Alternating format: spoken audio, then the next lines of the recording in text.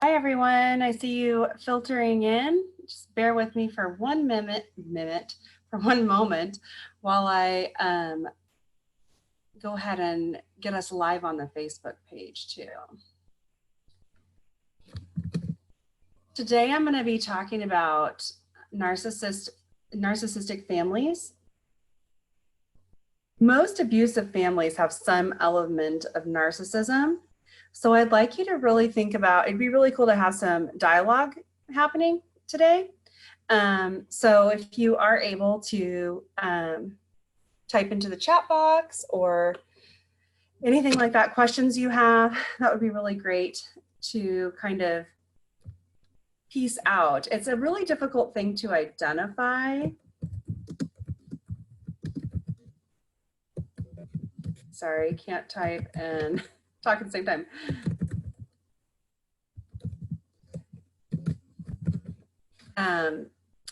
Even for a therapist, sometimes it can be this kind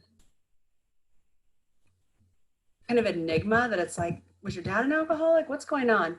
But ultimately, once the right questions are asked, you kind of land on this. So we will do this together. Let me see who I have here with me today. Some familiar names. Hi, Carrie and Kathy. Good to see you guys. I also want to just point out next week, this is for everybody that's live on Facebook as well. Thank you for joining us. Next week, I will be announcing Chanel's replacement as our basic program coordinator, and she will be joining us live for a little Q&A. So I'd encourage you to, not next week, next webinar in 2 weeks, to join us for that on January 6th, which is 3 weeks because of the holiday. So keep that in mind and hope to see you there. And we'll go ahead and get started as soon as I can pull up my presentation here. Maybe. Thanks for your patience, everyone. Okay, so you should be able to see the slides and my face, hopefully. So I want to read to you just this little bit about where narcissism came from and what it is. So I'm just going to read this, which I know reading to you online is a little not interesting, but I think this is an interesting story. So, okay. The mythological character of Narcissus has come to epitomize the concept of destructive self-love. There is another character in the legend, however, whom we often forget, Echo. And it is this relationship of the two characters which we derived the name narcissistic family for this model. In the legend, Echo has lost the ability to form her own words and can only repeat the utterances of others. When she falls in love with Narcissus, she follows him, hoping that he will say some kind or loving words that she can then repeat back to him. When he says, "I love you," to his own reflection, Echo is finally able to say it too. But Narcissus is so taken with himself that he is unable to hear her. The story, of course, ends with the demise of both characters. Narcissus pines away beside the pool, his love of and absorption with his own reflection in the water, ultimately resulting in his own death. Echo is unable ever to succeed in capturing the attention or love of Narcissus, goes into what appears to be a vegetative depression, lacking the will or inclination to eat or drink, and she also dies. The story of Narcissus and Echo is one of self-love that precludes the ability to see, hear, or react to the needs of another. Without too much of a stretch, it stands as a poignant allegory for the interactive relationships of the narcissistic family. So that is from this book, The Narcissistic Family Treatment and Diagnosis by Stephanie Donaldson Pressman and her husband, Robert Pressman. I found it to be very poignant. And we'll talk about why it is so so like the narcissistic family. Are you guys able to see my face and the video, or the PowerPoint, or just the PowerPoint? I would like for you to be able to see both. Okay, good. I am not able to see the video, so that's difficult. Okay, so I want to talk about the elements of the system. The first is this skewed responsibility. And what I mean by that is the responsibility for meeting emotional needs is really skewed. And it's basically just flipped up on its head. And it becomes the responsibility of the child to meet the need of the parent. And I'm going to talk a little bit later about how kids in these families can accidentally get their needs met. But by and large, what happens is that the child learns from a very early age that in order to survive, they must become responsible for meeting the child's need. A lot of times what happens is this child may look parentified or just really kind of void, easy to please, may not express a lot of need. The parents may ultimately say, well, we never asked you to do that, because it's so implicitly ingrained that there doesn't need to be a verbal asking. This isn't the parents saying, you need to X, Y, and Z. It really is just this dynamic that flips things on its head and makes the children responsible. Also, there's a reactive reflective. So we talked about that echo and narcissus. In this story, or in the story of a narcissistic family, the children become echo. They cannot act on their own feelings. They have to wait to see what others' expectations are, and then they react. So you might have a rebellious child in a narcissistic system that reacts against what the parents' expectations are. That's going to be viewed really negatively. That might be a child that is really horribly abused. And in a sad twist, that could become the child's way of having a met need, of getting recognition, of being noticed.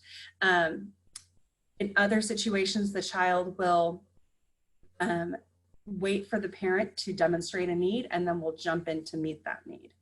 The reflection of parental expectations. So this quote is from the book that I showed you. Frequently in narcissistic families, however, the mirror may reflect the child's inability to meet the parental need. This reflection almost always is interpreted by the child as an inadequacy or failure on her part. So ultimately, children can't meet the needs of adults. And so there's going to be a failure there. And when that happens, it becomes a really big part of what the child's view of self is. Like, I was unable to do that. It was my fault. And so then they will gear up and try again harder.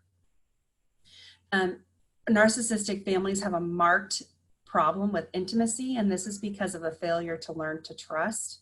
And that's not because they aren't trusting, it's because they don't have opportunity to. So kids learn trust because they have an emotional need, and mom or dad or attachment figure meets that need. And then they say, okay, I'm allowed to have a need. And then that happens again, and they learn to trust that when they have needs, those needs are going to get met. When that doesn't happen, so in the case of a narcissistic parent whose primary focus is their own need, the child will not learn to trust, and that will follow them into adulthood, creating all sorts of issues. So I said before, if you have questions and you want to plop them into the chat, please go ahead and do that. I'm happy to have this be a conversation today, as well as a little bit of a lecture, as per usual. So use chat, use Facebook if you want, and I'll get to those at the end. So some characteristics, and this would be like if I'm running a Mending the Soul group and somebody comes in and says, well, I wasn't really abused, I just don't know why I'm this way. And I have experienced this. Typically, these people will not have a lot of memories from a really young age. So it's important to walk gently through that.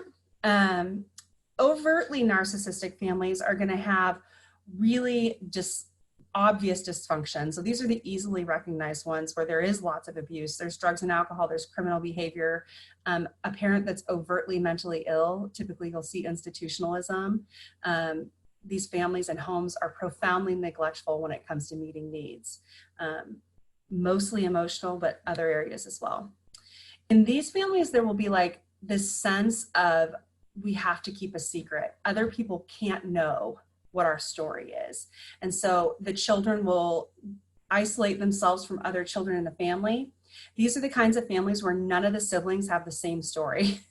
When you talk to them, it feels like they grew up in separate houses. They aren't allowed to really commingle and talk to each other about their experience. Their dynamic is hidden from outside people, so they don't talk about real stuff with other people. And again, there's that few to no memories, because the less memories I have, the less I have to talk about. And that's not because they're choosing to forget them, it's a survival mechanism. As an adult, the child will typically be filled with unacknowledged anger, report feeling hollow inside, have intense feelings of inadequacy or being defective. They might suffer from anxiety or depression, seemingly unaware of what happened to get them there.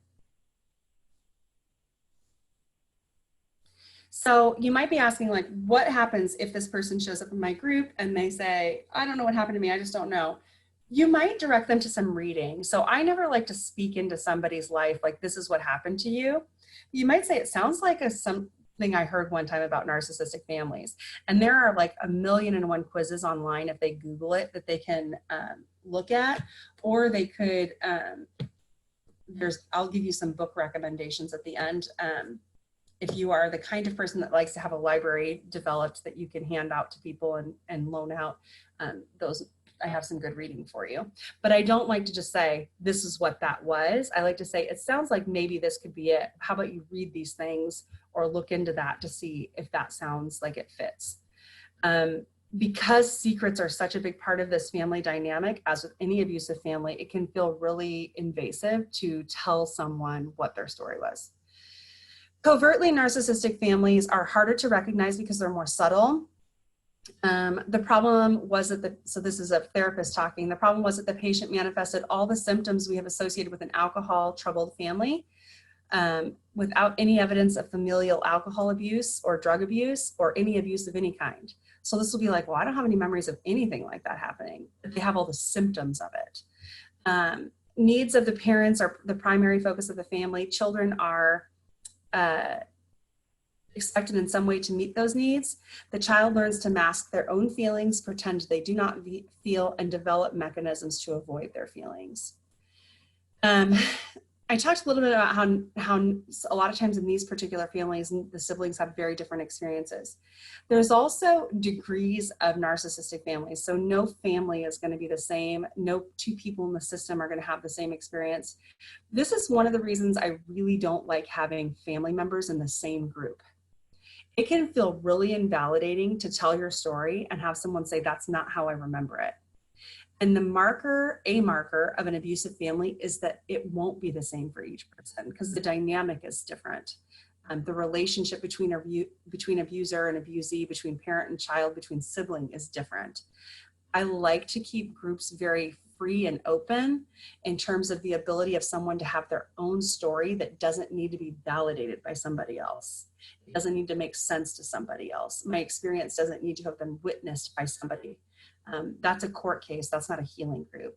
So if you're a facilitator, I strongly recommend that you not allow, especially a parent-child, regardless if the parent is the abuser, but even siblings can be very sticky because of that. So the basic definition is a parental preoccupation with meeting their own needs, usually by the child, often but not always at the expense of the child. So sometimes the parent's need will involve meeting the child's need. For instance, children have a need to play. So it might be that the parent needs to go to the fair and wants to experience that for themselves. And by virtue of the child being there, their need for play and fun is met. But very rarely is a narcissist able to set themselves aside to meet another's need. We talked about these trust issues, and those originate in a lack of permission, whether it's implicit or explicit, to feel or express feelings. What does that look like? That looks like when I cry, I'm ignored. That would be implicit, right? When I cry, I'm told, you're not really sad. Why are you crying? That's not that big of a deal. It could also be, your childhood is nowhere near as bad as mine. You don't have a right to feel that way. Any of those things would be letting the child know your feelings are invalid. You don't have a right to them. unmet emotional needs, unpredictability of parental response. This could be like one day I might walk into the kitchen and ask mom for a cookie after school, and she would be really sweet and give me a glass of milk and sit with me and talk to me. And the next day, she could throw something at me when I asked the same question. So it's this unpredictability of response and an unpredictability of whether or not the need is going to be even heard or met. So this inverted parenting model, in the very beginning, I said we're flipping it up on its head, right? That it becomes the child meeting the parent's need. And this is purely emotional. This is not parentification, although they can be closely related. As the child grows, the parent's own identity may become more and more involved with the child's development. So when babies are born, what do? We pick them up. Most of you in here are ladies, and I'm assuming many of you are moms. Our babies come out, and we pick them up and we look at them, and we spend the next 3 or 4 days just staring at them, especially number 1, right? Number 4 gets ignored a little bit more. But number 1, we'll literally wake it up if we can't hear it breathing because we want to see that child's face. That's kind of an attunement. And when babies are little, they are looking for themselves. Who am I? Who am I connected to? What am I about? What am I attached to? Emotionally, they're also looking for attunement in the face. So babies can read micro expressions in a way that adults don't even realize that we're doing with each other. They see the downturned lip when mommy is going to cry. They see anger in the eyebrows. They feel that energy that mom has when she's nervous or anxious. As a therapist, I've had clients bring their babies in, and oftentimes I will hold baby because mom will be telling me a really stressful story or event and trying to soothe baby at the same time. You cannot do that, right? So when infants are born, they're looking to attune with mom. Mom is the captain of their emotional ship, or the attachment figure that they're attached to is the captain of their emotional ship. And wherever it goes, that's where baby goes. And as they grow older, they learn to experiment with having their own separate feelings and emotions. And mom's job, or attachment figure's job, is to regulate with them. So co-regulate, to teach them how to deal with that stuff. In a narcissistic family system, the parent is unable to do that. An upset baby is a selfish baby, is a troubled baby. It's not my job to make that baby feel better. That baby is supposed to be loving me and making me feel happy. My toddler's temper tantrum is about them not being a good kid and about them not loving me enough and not meeting my needs. It's not about the child being upset and having an unmet need or a situation that needs to be tended to. So in that system, the child learns to adapt to meet the parent's need, and the parent is unable to adapt from this infant to toddler to the next phase, and the parent is unable to grow into those developmental stages and meet the needs of those developmental stages. The child's need for differentiation and fulfillment of emotional needs escalates with normal development. So I have an 8-year-old right now, a 6-year-old, a 4-year-old, and a 2-year-old.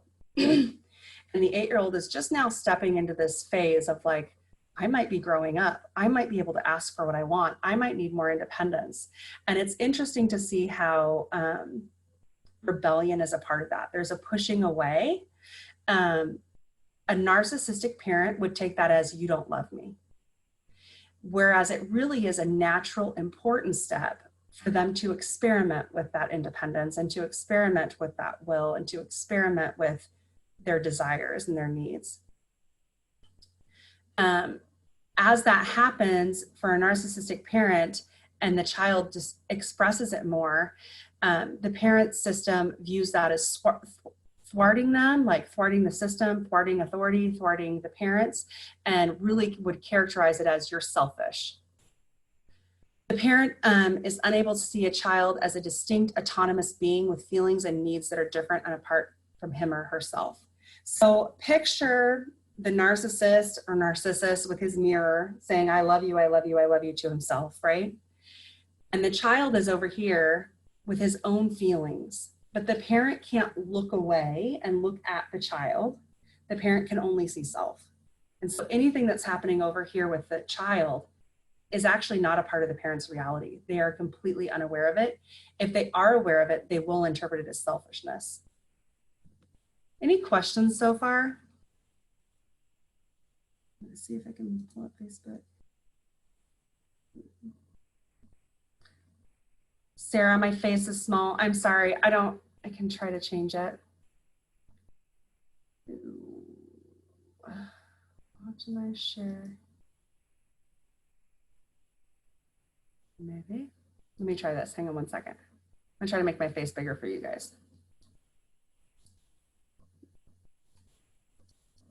My husband tells me it's not interesting when my face is small. Might just be because he likes my face. But. Okay, let me see here. Sorry for the pause. If you use this time to type questions if you have them.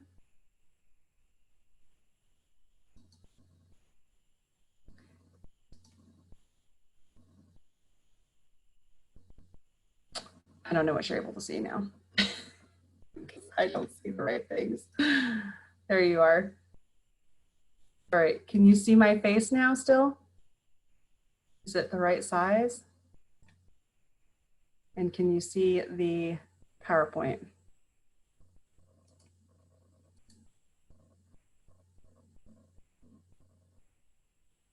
I hope. Okay, we'll just keep going. The maintenance of this system, how does the family maintain this system? How do they keep it working? One of the main things is, and it's funny to read these and then to listen to the stories of our participants and to listen to the stories of, yes, Jean, I'll do that in 1 second, okay? So Jean's asking for the difference between parentification and narcissism. It's interesting to hear the stories of our participants and then to read some of this stuff because you're like, oh, I've totally heard that before.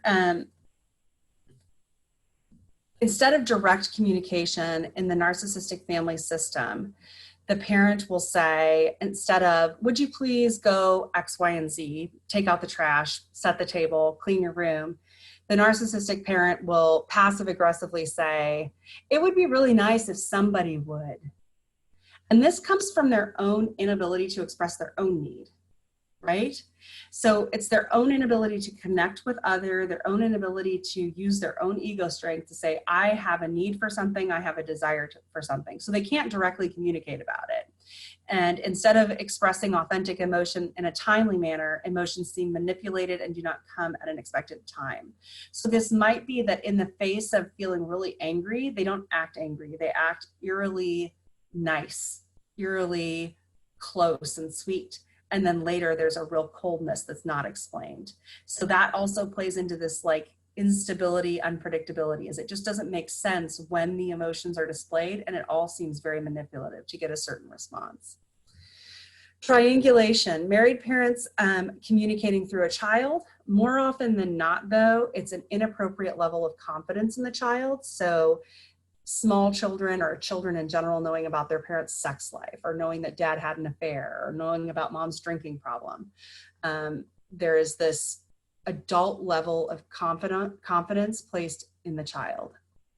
There's a lack of parental accessibility in narcissistic homes. Their ability to have authentic, meaningful conversation about feelings and emotions does not happen. And that's because needs equals selfishness to a narcissist. So anytime you have a need, you're selfish. There's unclear boundaries. Children do not own their own feelings. Their feelings are not considered. What that looks like is, you don't feel that way. That's not true. That didn't happen. That doesn't make sense. You don't need that. It might also look like no privacy. So this is, I've heard of parents taking the doors off of their children's bedrooms because they don't want the child to have any secrets. Parents reading diaries and using that as ammunition. Unclear rules governing what each person can expect within the family. Like, what are the family roles? What are the rules in the family home? What are the expectations of behavior? All of that would be very muddy and unclear. The moving target. If a child's needs are met, it is usually by accident. This can also be like a no-win situation, that one day these are the expectations and then the child meets that and then these are the expectations and they can't win no matter what they do. Many times there's a double bind.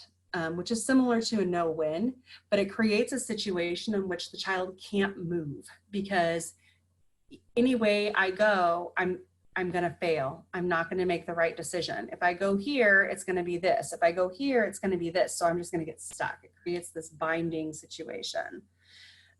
There's a lack of entitlement. And it's interesting that we use the word entitlement here because it's not the way we talk about entitlement nowadays. This is actually an entitlement that you do have, which is an entitlement to your own feelings. This emotional entitlement is the locus by which healthy boundaries and intimacy are established. So if I am not entitled to have my own feelings, then I am not entitled to boundaries, and I am not entitled to intimacy, and I am not entitled to needs. So even small children are entitled to their emotions. It's really important that we as parents understand that. And I just want to note here, sometimes when we've been really wounded by our parents or by others, children's emotions when we're parenting can be really difficult and overwhelming. It's important to ground yourself so that you're able to allow them the entitlement of their own experience and their own emotions. And your overwhelm is your issue, not theirs to resolve.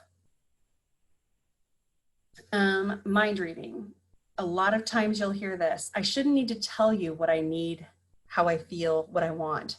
So there's an expectation from a narcissist that you be able to meet all of their needs without them needing to communicate it.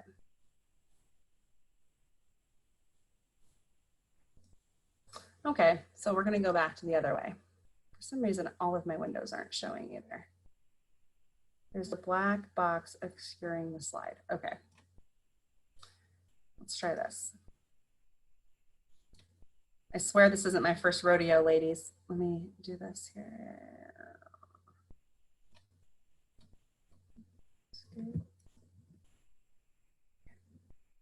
Now, if I come here, it's gonna work this time, promise. Okay. How is that? Open my chat so I can see. Is that better? Can you see everything?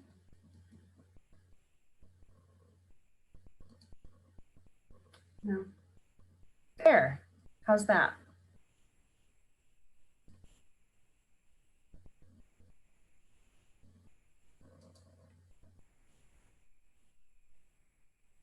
There's the delay. There we go. I'll scroll back through them at the end, Kathy, so that you can see them, so you can take screenshots. I don't share my slides just because intellectual property and all of that. So thumbs up, everybody can see. Jean asks, can you give a couple of ways that narcissism is different from parentification?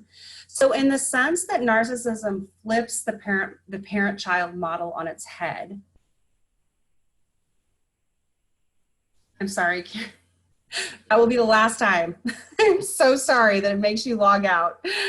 I'm really sorry. I just want everybody to be able to see everything that they need to see, that we won't mess with it anymore. So because narcissism flips the child into meeting the emotional needs of the parent, oftentimes that is parentification.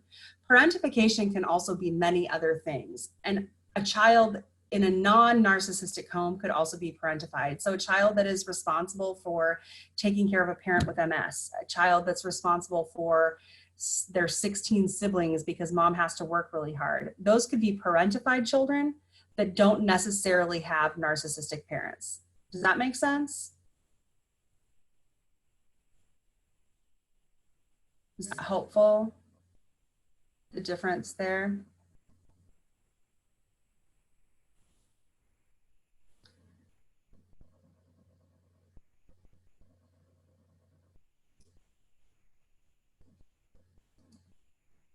Okay. So here we have the 7 deadly sins of narcissism. So I'm moving into kind of what makes a narcissist, what is a narcissist. So some things that a narcissist will experience or that you might notice about someone that you think, I think they're a narcissist. The first one here is shamelessness. And what this means is it's really impossible to embarrass a narcissist or to make them feel shame. It's difficult to notice that they feel badly about anything. And that's partially because, you know, they're too busy telling this mirror, I love you, I love you, I love you. That doesn't mean they actually really love themselves. So I've had people say, I don't think they're narcissists because I don't think they actually like themselves. They don't. They don't like themselves, but they have to keep pretending they do in order to survive. There's a magical thinking that takes place. You might hear things like, oh, if I had, and other people make these statements, but a narcissist really believes them. If I had just taken advantage of that opportunity, I would be famous. I know I would. That this magical thinking is, I missed one opportunity and that's why I'm not the big deal that I should be. Magical thinking, they might think that they are as smart as Einstein if only they had had the right opportunities, things like that. There's an arrogance there, even in that magical thinking, an arrogance of being better than others, of being a better parent even. I've heard narcissists say, well, I'm a better parent because of X, Y, and Z, when they're really not even paying attention to their children. Envy is a big thing. That can be envy of success, envy of position, envy of money.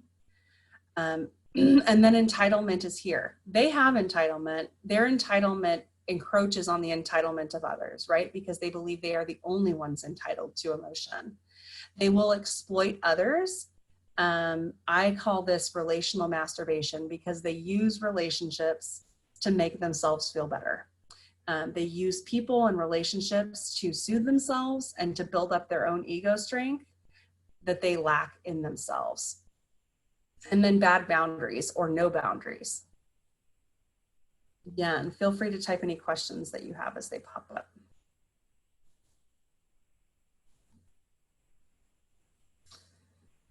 All right, where does it come from? I've heard parents ask, am I raising a narcissist? So I talked a little bit about, you know, baby, you're looking at baby's face as baby gets older, their needs change. And so your role in meeting those needs changes, and their requirement of you changes. So I want you to picture kind of a 3-year-old that has really grandiose thinking about themselves. They think that they're Superman. They think that they're all powerful. They think they can walk on walls. And to a certain extent, we feed that, right? Like, you are amazing. You are great. And that's good. You don't want to tear down a 3-year-old because that's part of their development. There's also this entitlement of, I'm the only person in the universe, right? That everything revolves around me. This is why when there's stuff happening in the home and the kids don't get an honest, age-appropriate explanation, they immediately think it's them because they are egocentric in that way. Also, nobody can throw a temper tantrum like a 3-year-old. There's this rage and this infantile will that takes over that's really hard to control. Narcissist is basically an emotionally around 3 years old. And that happens because when it came time for that child to move into individuation and the development of self, the primary attachment figure was unable to nurture, comfort, socialize, and correct the child appropriately. So either correction didn't take place, or it took place to the extent that the child lost a sense of themselves. It could be that they had a narcissistic mother or father that didn't meet their emotional need. And so there wasn't this cycle of nurturance, comfort, allowing the child to go out and experiment, correct and guide, and then start over again. There was maybe a sheltering from any kind of socialization, a sheltering from experience, so that individuation just didn't take place. Shame, rage, and aggression weren't dealt with. So when that child is raging or feeling shame, the parent isn't helping the child learn to cope with those things in a healthy way. And so what happens is that instead of developing a really strong sense of who they are, what they're made of, what their needs are, how to communicate that, they lack a sense of self, and they don't have, I guess a way to picture it would be, if we're all containers holding water, that is the sense of who we are, a narcissist lacks the container. They don't know who they are. And so their stuff just spills out everywhere. And in order to make themselves feel like a self, they have to constantly be filling with what belongs to other people. And they really don't have enough resource in themselves to be able to have a connected, intimate relationship. So I hope that makes sense.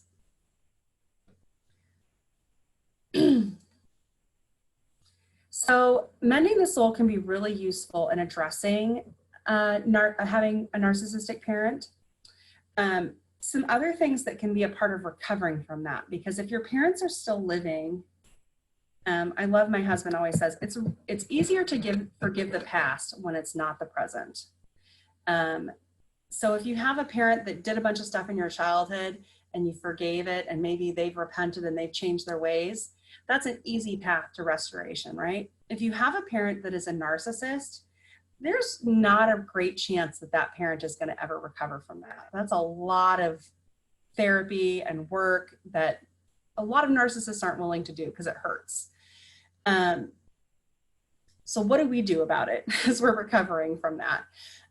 Revisiting is kind of the first stage, and we can do that in Mending the Soul. That's where we look at our story. What did it look like? What actually happened?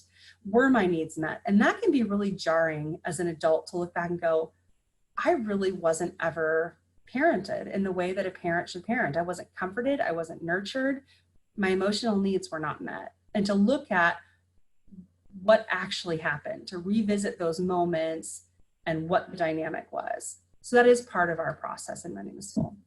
And then mourning the loss of the fantasy. So I think about this time of year in the holidays when we are gearing to see our family, when we are hoping to experience the joy of visiting together that really honestly few families experience. There's a mourning that needs to take place. There's a mourning that needs to take place, a grieving of the hope that there could be a different kind of relationship. And really for many of us that we will ever have the parent we long for. A recognition that narcissism is a personality disorder. Personality disorders are notoriously difficult to treat and heal from. And there's probably not a lot that's going to change for that narcissist. Recognition for yourself of the pain that was caused. We definitely do this in Mending the Soul. What are the effects of your abuse? What are the effects of that parenting style? And then evaluation and responsibility for change. So I'm a big believer that these generational patterns, which narcissism really is one you'll see like in families like, oh, my great grandma was a narcissist and my mom was and my grandma was. I believe that the sins of the father are revisited on multiple generations. I also believe that the blessings to the children of those who change those generational patterns are in the thousandth of generation. So the responsibility to heal and do differently really rests on those of us who are doing the healing work. And I talked a little bit earlier about what it looks like when our children are experiencing emotions and maybe our emotional needs weren't met, and how to self-correct that and address it. But that can be more difficult than it sounds in that simple epitaph of making it your responsibility. So that's basically all I have for today on the slides, but I do want to open it up for conversation. Carrie, if I go out of presentation view, will it kick you out so that we can just chat without the slides up? And I'm going to go back through these so that you can see the ones that we missed. Okay, so I'm going to go back through these. Why don't you can go into the Q&A box by clicking that, or you can click chat and type in there for any questions you have. This one was one of the ones I think you guys missed. The inverted parenting model, and then this one for sure. So if you want to screen grab those, you can. All right, I am going to close the share so that we can just chit chat.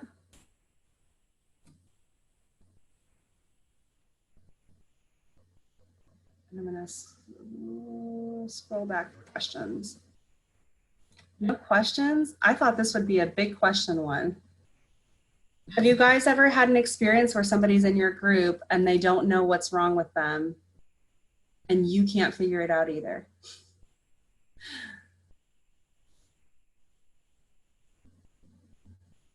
And what's that like? Is it frustrating?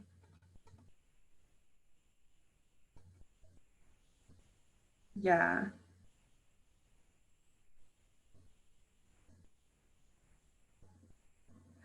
Kathy Hacker, I think the problem is that slide is small anyway. So that is all taken from this book, The Narcissistic Family, if you wanted more information on it. So I think it's just the type is small because it's the same size as the other ones.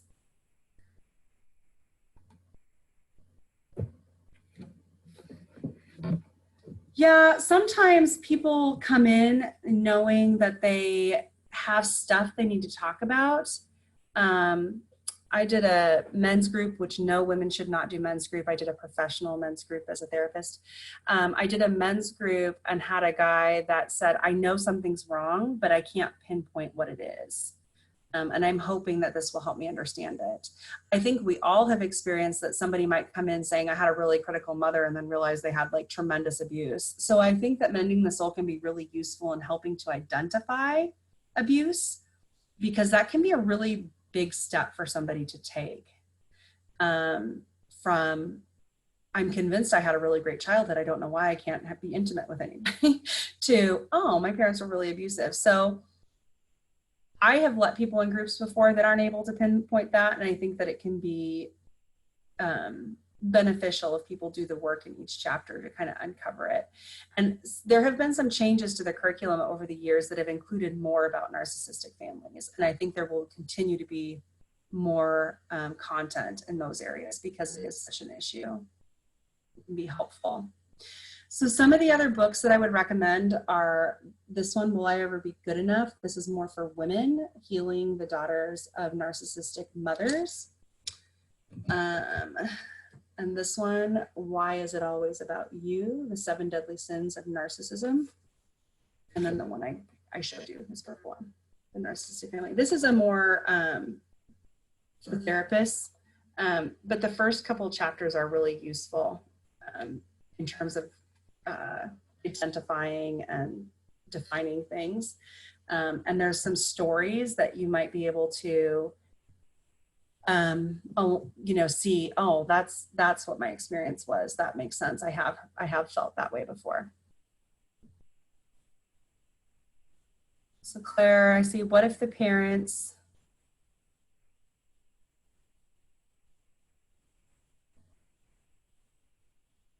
oh, okay. I'm going to scroll back up, Kath. Absolutely just had this discussion. Last week she said she wasn't abused. She kept saying the material wasn't resonating with her. Then we talked about narcissism and unnurturing. Yeah, so the opposite of, trauma is basically anything less than nurturing, right? So I think that's really great, Kath, that you were able to kind of guide that. And like I said, I don't see anything wrong. Like I've even sat with narcissists before and said, I wonder if you've ever thought about, what it looks like to feel that way. Like, what is that comes up? So I think you can sometimes even guide in marital, like guide people to figure it out themselves, to self-discovery. What if the parents never admit it? So a narcissist will never admit to being a narcissist.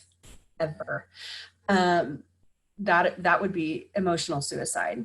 So it's really important to understand that I don't need anybody else to do anything for me to be okay.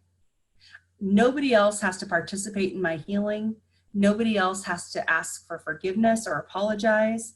I can heal completely without all of that. The trick is, if you continue to be in relationship with someone that's abusive or a narcissist, you will continue to get hurt.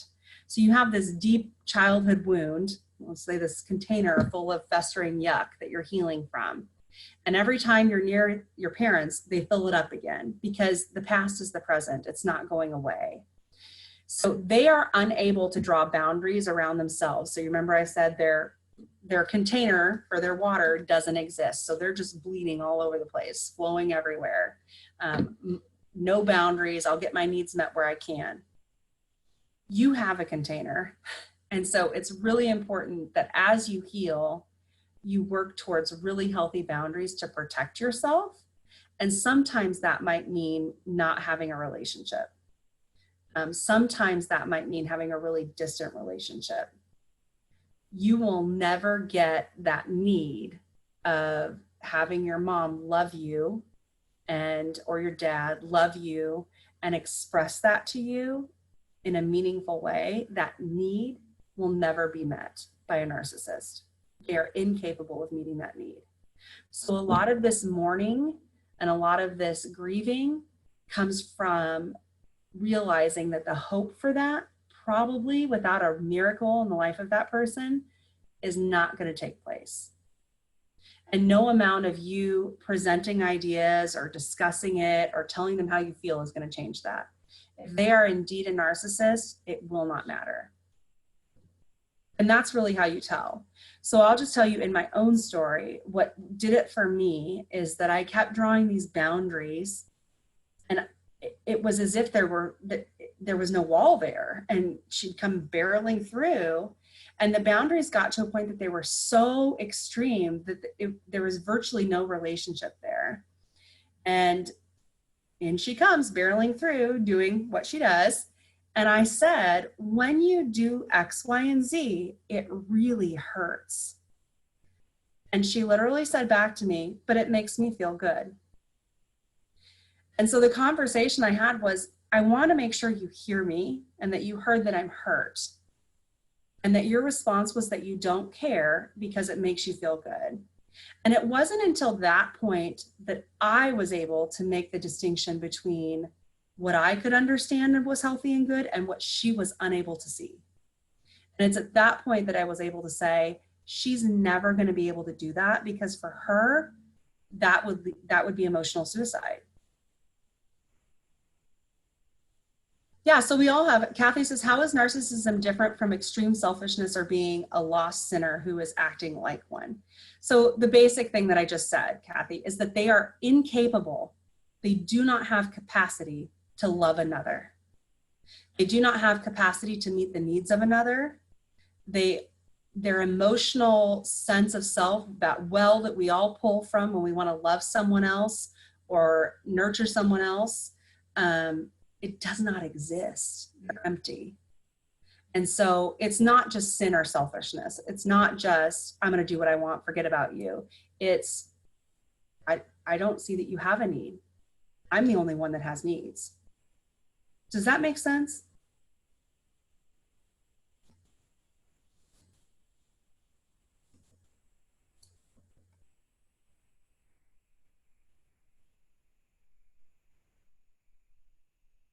So Suzanne says, I learned that the only time that my mother tells me that she loves me is if I do something that she can attribute to herself or take credit for. Yes.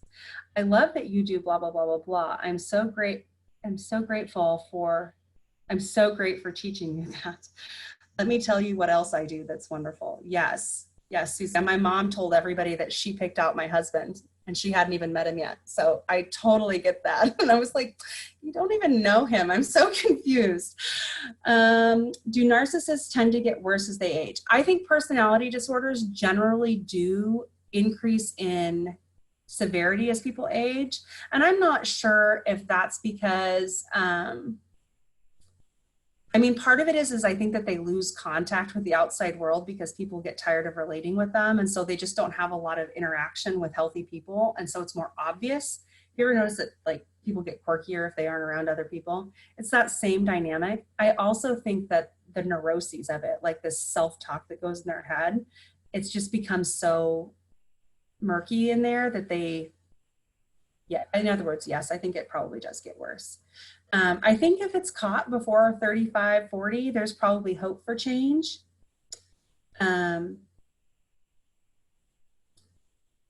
Beyond that, I personally think without a miracle from God, there's not a lot of hope for healing for personality disorders. Do they learn that? So Jay on the Facebook page asked me, do they learn that behavior? So one of the slides that I talked about said when they're really little and they're babies and they're moving from that attached to mom, or my attachment figure is the person that determines where I'm at, right? If mom is really sad, I'm regulating with mom. And they move into a different stage of development where they're individuating, they're becoming themselves. That stage, mom is not able to help them do that. And so they don't ever develop a sense of self. And every stage beyond that, as children grow, they miss that because mom is not able to encourage that and nurture it. Mom's main interest as a narcissist, and it could be dad, it could be either parents, it could be both parents, but the parent's main interest is not helping that child learn to be a self, an individual with their own unique needs, desires, feelings, and emotions. The primary focus of the parent is getting their needs met. So if they need to feel beautiful, mom might say, look at me, don't I look beautiful? Don't you love mommy's hair, right? Something like that. But it will never be, you are. How do you feel about yourself? It might be, you're so beautiful, you look just like me. I used to look just like that. See how beautiful I used to be? So there's this twist on it, right? So do they learn that behavior? In that they were never taught differently, in that they were never taught to develop a sense of self. It really is, if you can think of it as a lack of container for their self, the thing that God creates in us, our soul. They don't have a container for it because they were never taught that they are their own individual person. Does that make sense? I realize that's really abstract. So Jean says, this is shining spotlights on some parts of my life. And yes, it's hard to face because my mother was so loved by everybody. Yeah, I bet she was, Jean. Yeah, that's really hard. I also think there can be some validity or some affirmation. Sometimes you're surprised by what you perceive as everybody loving your mother may not have actually been that way. Everybody may have been aware that they needed to love her in order to be in relationship with her. And so that can be an interesting thing to explore. Any other questions? So I just want to again say, if you have a participant who is saying I don't like some of this resonates, but not all of it does, I'm not sure, you're not going to jump to, you might have had a narcissistic parent. You can say sometimes when people don't remember or don't have a lot of memories, I have heard that it could be this. Why don't you read one of these books and see if that sounds familiar? Or why don't you look it up on the internet and see if any of that resonates with you? Because if it does, that might be it, because it is insidious, especially with the covertly narcissistic family, right? The one that looks normal. Okay. And it may also be that somebody that's in that situation isn't ready to see what's happening. So it might not be that they had a narcissistic parent. It could just be that they're not ready to see the truth. And that's okay. We can sit with that. Sarah, how would I handle a narcissist within the church who acts out? So the way to deal with a narcissist is to help them be a better narcissist, which is very counterintuitive because we want people to know their own true size, right? So the way to kind of counteract that and kind of subdue it is to help them be a better narcissist. And that's hard. I see this a lot in domestic violence situations. And so a lot of my dialogue will sound like, well, I know that you're perfectly aware that X situation needs to be this way because you're so good at that sort of thing. So I wonder if you could do this instead. So you're going to build them up and affirm that they know everything and gently guide them in the direction that they already know is proper to go in the other way that you need them to go. That's, I would say, the therapeutic way to handle it. The biblical Christian way, I think the fact that they cannot experience empathy is a problem. If they're acting out as hurting others, they're not able to care about that. So that's going to be, if that's your goal, that's going to be difficult. Yeah, it's very difficult. Jay says, that's interesting. Yes, it's kind of, when I first came across it, it really blew my mind, but it is effective. I wouldn't say it's effective with your family. I think if you're dealing with a narcissist that is not responsible for meeting your emotional needs, that's one thing. I wouldn't do that with a parent. I would definitely set very clear boundaries with a narcissistic parent and distance where appropriate. Anything else? This was a toughie. This one kind of makes insides feel icky. And so I just want to reassure you that if this is part of your story, and maybe it's opening up new parts of your story that you weren't aware were there, that's okay. And all of, we talked very briefly about the feelings of hollowness and the feelings of being worthless and being defective and all of that, because your parents never built that into you. God can heal that. And that is something we specialize in mending the soul. And so as you facilitate, new stuff comes up for you, make sure that you take that out of the group, that you have someone you can reprocess with, either a therapist or another facilitator or a prayer partner, that you can take that up with outside of the group you're facilitating, and go through some of the exercises again about a different abusive situation. I know the first time it was one thing for me, and then the next time it was another thing, and then, whatever. If you have chronic abuse, new stuff is going to pop up. And so it's okay to need to go back and redo stuff. They asked, what if you have a narcissistic sibling? I think the same thing. I think the closer the familiar relationship with a narcissist, the stronger the boundary. A stranger or somebody that's not related to you, you can deal with differently than someone that there's the expectation that they should love and care for you, right? Because you're always going to be let down that they're not doing those things. Kathy, it seems like narcissism is in direct opposition to the life of Christ as a person. It absolutely is. It's also a mental illness.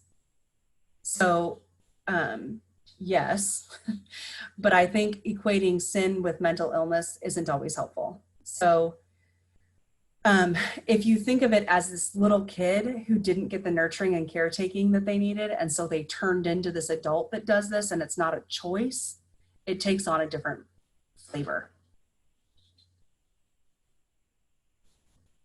I don't know. I hope that's helpful. If I think of it as my job as a follower of Christ is to love people and to guide them as far as they'll let me, or as far as I'm able when I'm asked, and my job isn't to solve all of the problems, that's helpful. And I always, always, always try to imagine these people when they entered the world as infants. And I'm sorry, I probably will get emotional here. And I think about how a parent could fail to do what was necessary for that child and how damaging that is. And that gives me a whole lot more grace, even for the narcissist, because it's a whole lot of pain that created that monster.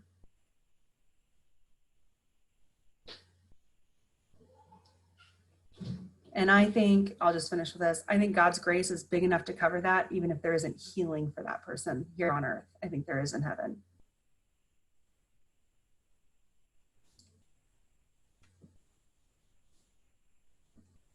All right, ladies, this was an intense one. Feel free, if anything pops up for you later, to type it into the Facebook chat box, and I can answer you there. Again, I'm recognizing a pattern with firstborns who have a sibling 3 years younger. It's interesting, Carrie. I'd be interested to chat with you about that. My dad passed away from Parkinson's. One of my friends told me to imagine my narcissist mother healed the same way, and I imagined that my dad would be healed someday. That's very sweet, Suzanne. I think sometimes, so my mom's a narcissist. We have a very, very distant, troubled relationship. There is a sense of relief in knowing that if they're a believer, there is going to be a different experience. And there's also that compassion of knowing, like, they didn't get that way on their own. And so imagining it as a disease can be really helpful. That doesn't mean you have to put yourself in a position of being hurt by that disease over and over again.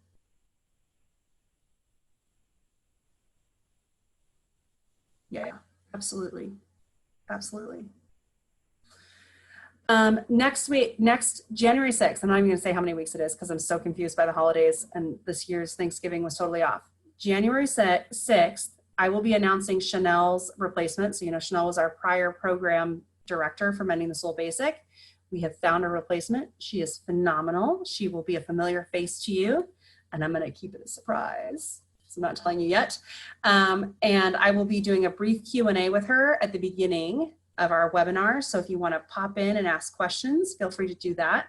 She's got some really great ideas, and I think it's going to be a really great addition to our program. So January 6th, 5:30 p.m. Arizona time, 7:30 p.m. Eastern time. So I will see you all then. Have a great evening and a very Merry Christmas to everyone.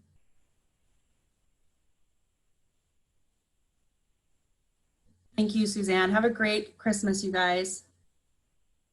Bye.